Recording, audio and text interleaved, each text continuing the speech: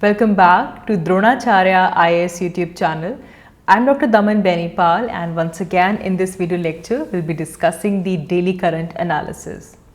हम इस video lecture में वो इम्पॉर्टेंट करंट अफेयर्स डिस्कस करेंगे जो कि हमारी civil services preparation point of view से इम्पॉर्टेंट हैं. So let's begin with our first topic today. Now the first topic is about rain water harvesting. ये एक ऐसा टॉपिक है जिसके बारे में हम काफ़ी ज़्यादा पढ़ते हैं, especially keeping in mind the current situation of water crisis that the entire world is facing. The rainwater harvesting is a ray of hope for that. Rather, not call it ray of hope, but the urgent call for it. This article is important from geography perspective. We can also relate this with environment and ecology. Now, why are we talking about rainwater harvesting in this video? Well, the reason for this is the Niti Aayog's report. In 2018, Niti Aayog said that India's water demand will exceed the water supply, and by a factor of 2, there would be twice the difference by 2030. ये 2018 से ये report NITI Aayog की आई हुई है that bye 2030 हमारी जो water demand है it will increase by the factor of 2 and it will exceed our water supply. ये जो रिपोर्ट और ये जो एनालिसिस इंडिया के वाटर सप्लाई और डिमांड का जो नीति आयोग ने दिया था, तब से ही ये बातें सामने आ रही हैं कि वो इंडिया के कौन कौन से मेजर सिटीज़ होंगे जहाँ पे सबसे ज़्यादा वाटर क्राइसिस देखने के लिए मिलेगा. Now we need to understand कि जब हम वाटर की बात करते हैं तो इंडिया में जो major source of water supply है that is ground water in most of the regions. And today ground water levels are declining and therefore we need an urgent attention so that हम हमारी वाटर सिक्योरिटी जो है वो maintain कर सकें. ना इस पूरे टॉपिक में आई वांट कि आप कुछ फैक्ट्स एंड फिगर्स याद रखें, जैसे कि India has 2.45% of world surface area. ये चीज़ आप याद रखेंगे.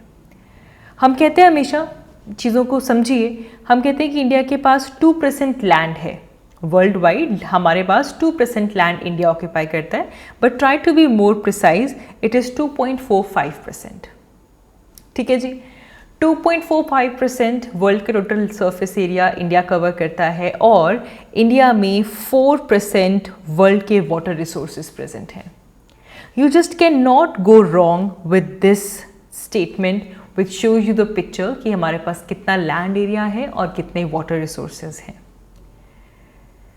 व्हेन वी सी कि इंडिया में मेजर फ्रेश वाटर कहाँ से आता है, so rainfall is the primary source. India is fortunately a monsoonal country.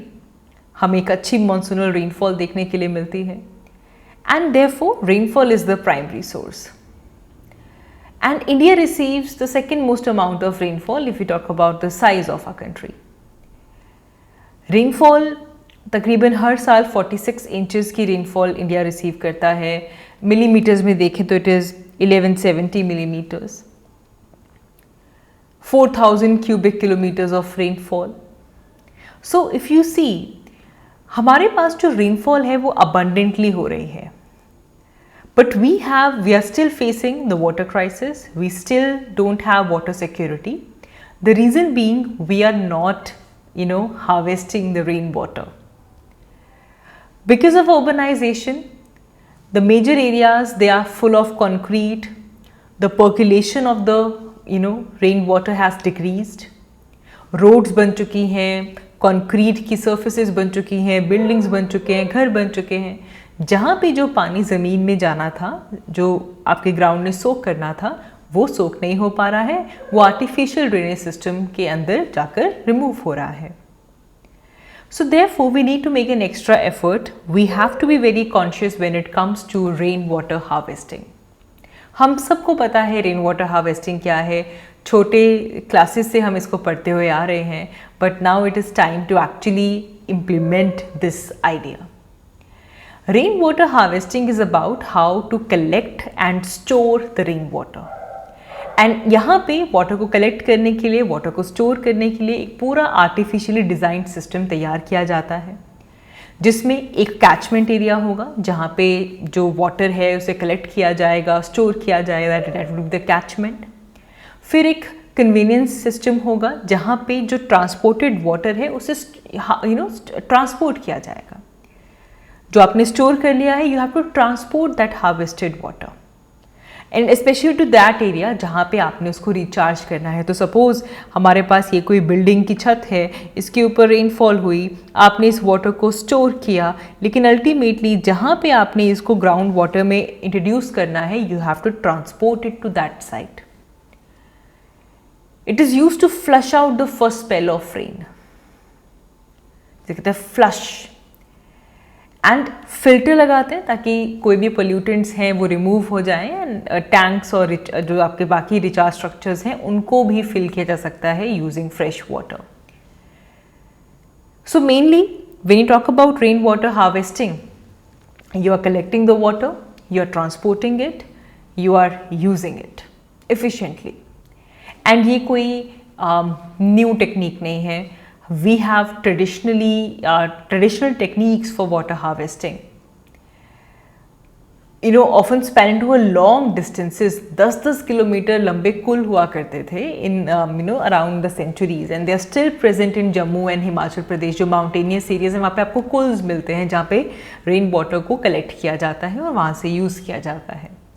फिर तंका सिस्टम आता है जो कि राजस्थान में यूज़ किया जाता है। वहाँ पे क्या करते हैं कि जब रेन वाटर कलेक्ट करने के लिए सिलेंड्रिकली ग्राउंड के अंदर पिट्स बनाए जाते हैं, जैसे वेल होता है ना वैसे पिट्स बनाए जाते हैं, और आसपास के एरिया से रेन वाटर आकर उस एरिया में आकर स्टोर हो जाता है।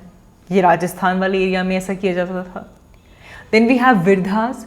विरधास भी आपका मेनली जो गुजरात वाला एरिया है, जो रन ऑफ कच्छ है, वहाँ पे आपको विरधास मिलते हैं। सिमिलरली छोटी छोटी झीलें बनाई जाती हैं, टैंक्स बनाए जाते हैं, लो डिप्रेशंस बनाई जाती हैं जहाँ पे आसपास से आकर जो रेन वाटर है वो कलेक्ट होता है और उसके बाद उसे यूज़ किया जाता है। जो अनड्यूलेटिंग टोपोग्राफीज है वहाँ पे एक स्पेशल स्ट्रक्चर बनाया जाता है मडाका, ताकि वहाँ पर वाटर जो है वो कलेक्ट हो सके। तो traditionally different regions had different ways of harvesting the rain water. एक अर्दन मिट्टी को यूज करके लोअर स्लोप्स के अराउंड एम्बैंकमेंट्स बनाई जाती थी कि वहाँ पे आकर पानी रुक सके, माउंटेनियस एरिया से पानी आए वहाँ पे आकर रुक सके।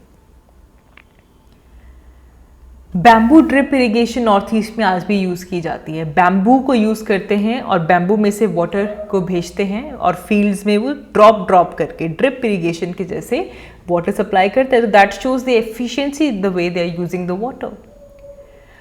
टैंक्स हैं, जिंक टैंक्स हैं, स्टेप वेल्स हैं, बाउरीज हैं, all of these were the traditional ways जिससे कि हम वाटर को कलेक्ट करते थे। Declining ground water is a big concern, चाहे वो नीति आयोग की रिपोर्ट हो जिसमें हमने देखा, हमारे पास यूनेस्को की भी एक रिपोर्ट आई थी which was world water development report 2015, और जिसमें ये कहा गया था कि India is a very front runner when it comes to ground water extraction.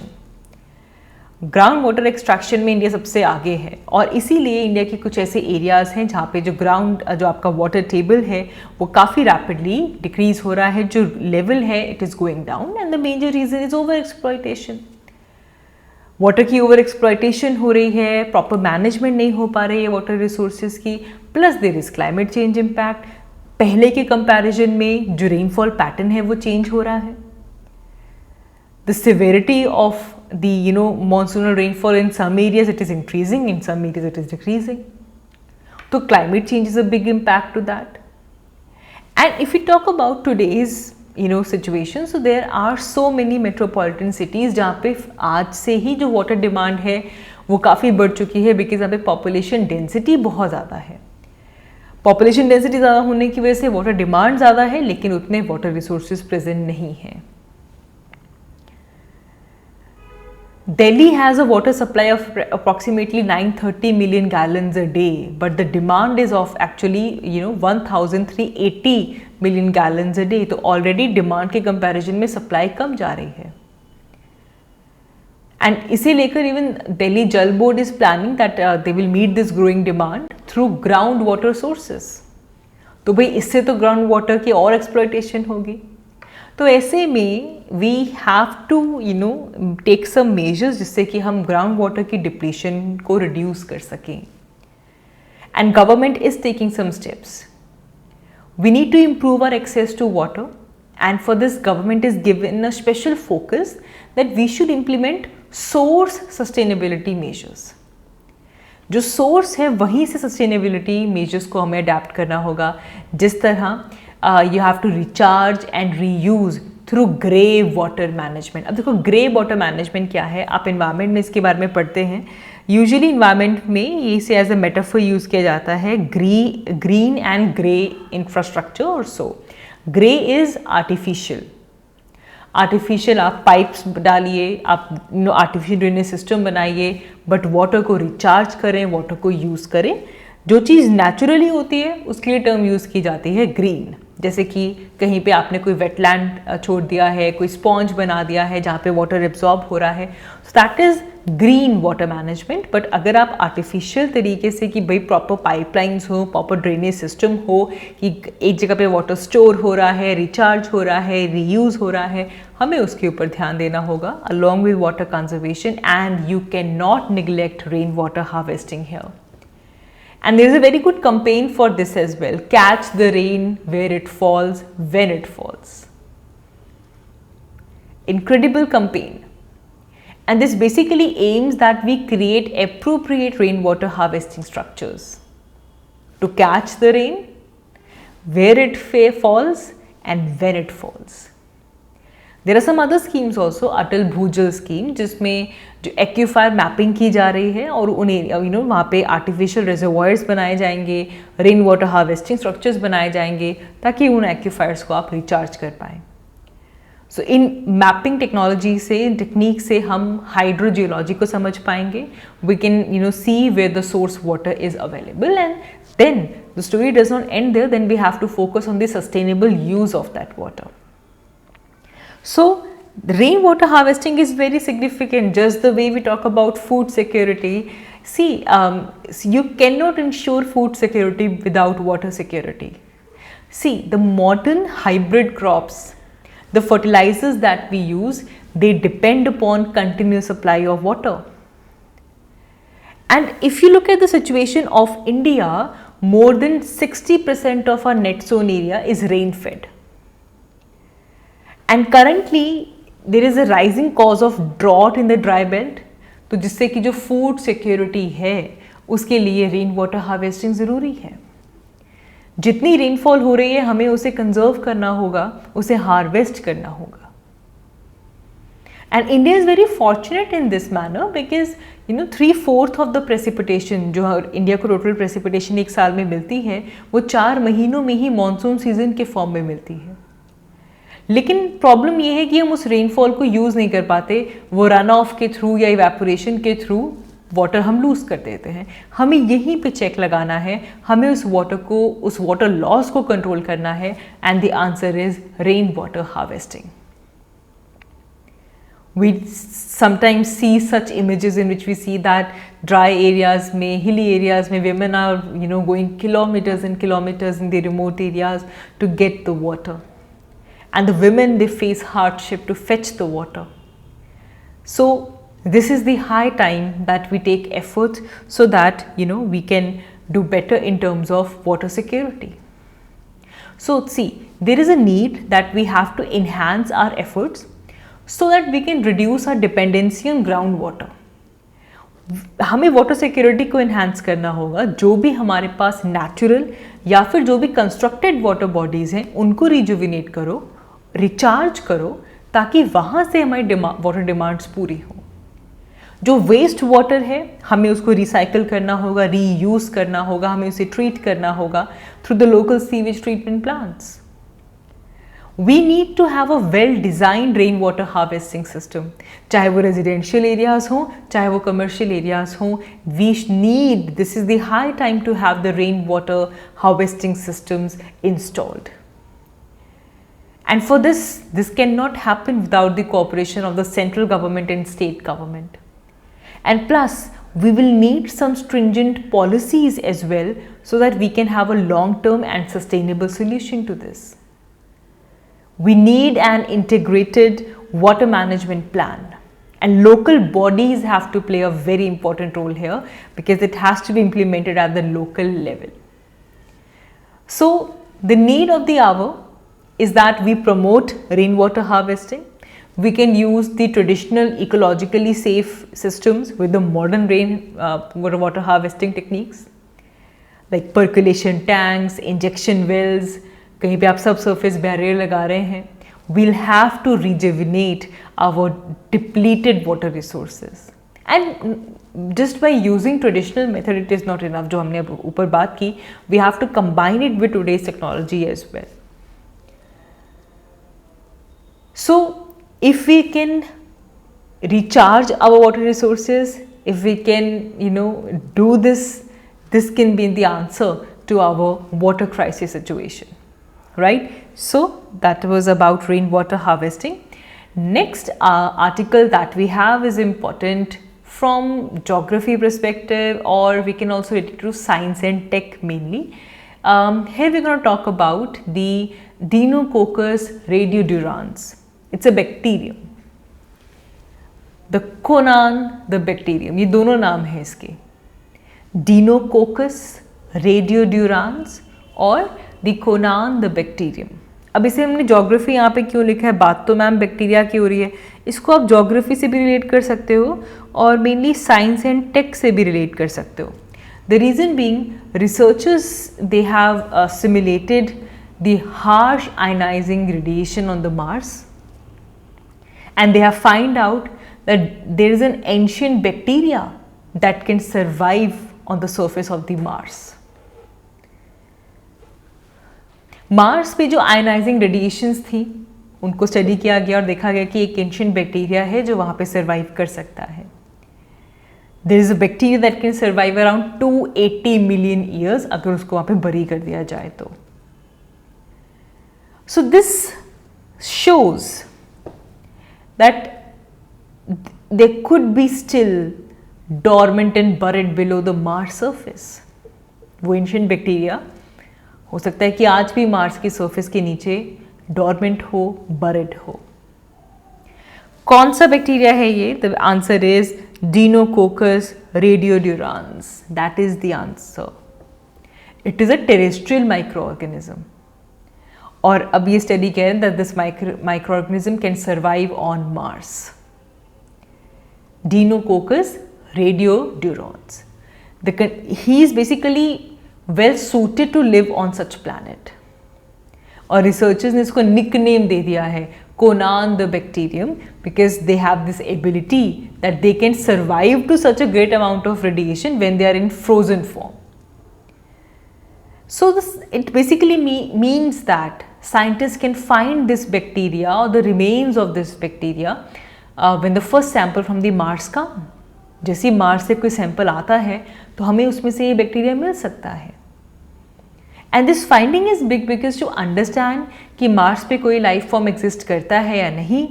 So researchers ने ये 6 कुछ टेरेस्ट्रियल बैक्टीरियाज थे जिनको एक्सट्रीम रेडिएशन से एक्सपोज करवाया, फंगस को एक्सपोज करवाया एंड समझने की कोशिश की कि मार्स पे, इस रेड प्लैनेट पे किस तरह की लाइफ एग्जिस्ट कर सकती है. They did this Deinococcus radiodurans is surviving by freezing. When you hit them with gamma rays and photon, they freeze and they survive. So this is something that we have to look forward. जब भी Mars से कोई sample आता है क्या उसमें से ये बैक्टीरिया मिल सकता है या नहीं, जो एक्सपेरिमेंट हमने यहाँ पे इस तरह की कंडीशंस क्रिएट करके देखा है. मूविंग अहेड, हमारा next article science and tech perspective से इम्पॉर्टेंट है. It is about NSAIDs, non-steroidal anti-inflammatory drug. थोड़े दिनों पहले भी हमने इसकी बात की थी when we talk about the vulture conservation. So now again NSAIDs are in use, non-steroidal anti-inflammatory drug.